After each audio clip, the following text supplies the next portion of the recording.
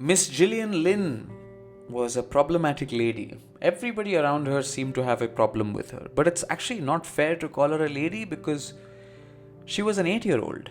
At least she was 8 years old at the time of this story. And the people who had a problem with her, when I say everybody, I mean her parents and teachers. She was an absolute train wreck at studies. She didn't test well in school.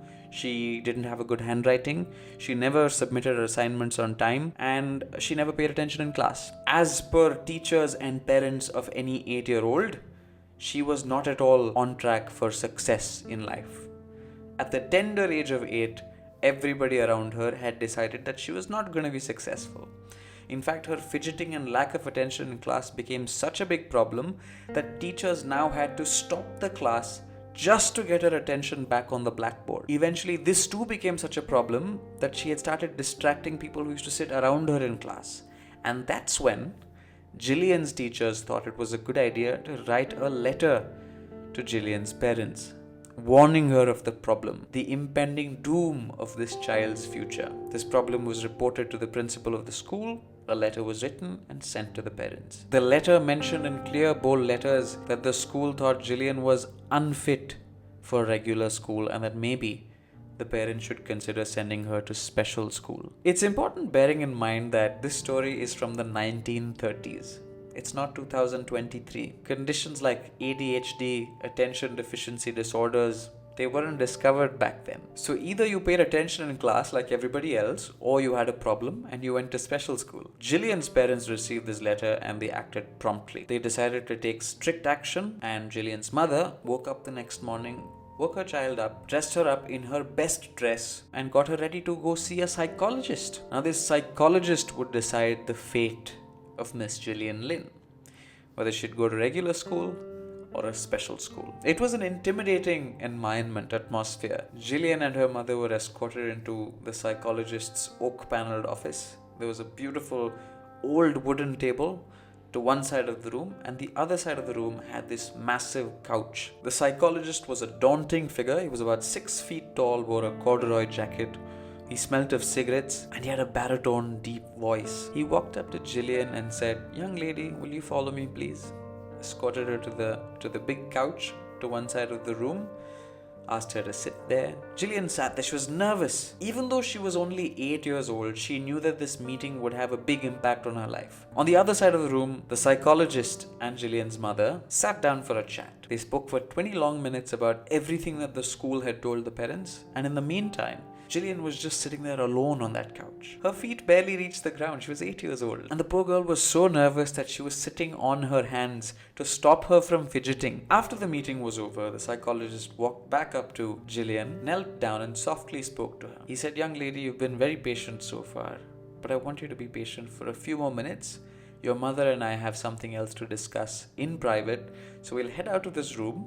We'll have a quick chat and we'll be back. Why don't you stay here? I'll play some music for you." The psychologist leaned over the sofa and turned on the radio. They walked out of the room, turned around and walked over to a window that overlooked the room. And they stood to the side of the window, just out of sight from Gillian. They'd just left the room, and almost instantly, Gillian got up from the couch and she began to move so gracefully to the music that was playing on the radio. There was something so natural about the way she moved. As the psychologist and Mrs. Lynne looked over, they could see that the girl was almost lost.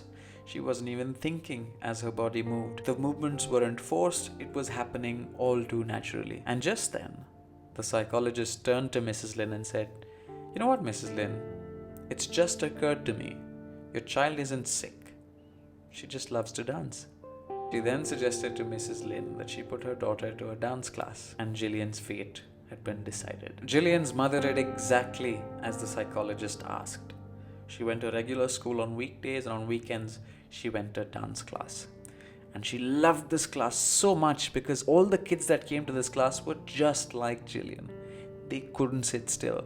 All of them had to move in order to think. She started going to dance class every week and practiced at home every day. Eventually, Gillian grew up and she auditioned for the Royal Ballet School in London. They accepted her, she practiced there, and then she went on to join the Royal Ballet Company itself. She then became a soloist and performed all over the world. When the performing part of her career was over, she formed her own musical theatre company and she produced and directed shows across the world. Little Gillian, the girl with the risky future, unsuccessful future, became well known to the world as Gillian Lynne, one of the most accomplished choreographers of ballet. She not only brought pleasure to millions and millions of people watching, but she also earned millions and millions of dollars. And all this happened because somebody looked deep into her eyes and recognized her for exactly who she was. Gillian never needed to go to special school. All she had to do was become who she really was. Now I know that unlike Gillian Lynne, most of us cannot afford to daydream now and become a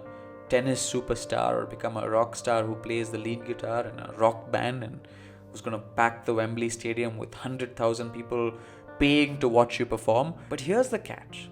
The work that feeds our soul need not be the work that earns us our bread. So many of us feel stuck in our day-to-day lives. We're going from one day to the next, not knowing what we really like, doing our jobs and feeling like this can't be it. There's got to be more to life. There's got to be more that I'm good at. That's a sign to look around in different parts of your life and see what comes naturally to you. See what feels like play to you but looks like work to others. Now, dance came naturally to Gillian Lynne. To her, it was almost second nature. Each one of us deserves a chance to be able to do that. Alongside the work we do, and alongside the lives we lead. It's the easiest way to truly enrich the lives we're leading, multiple folds.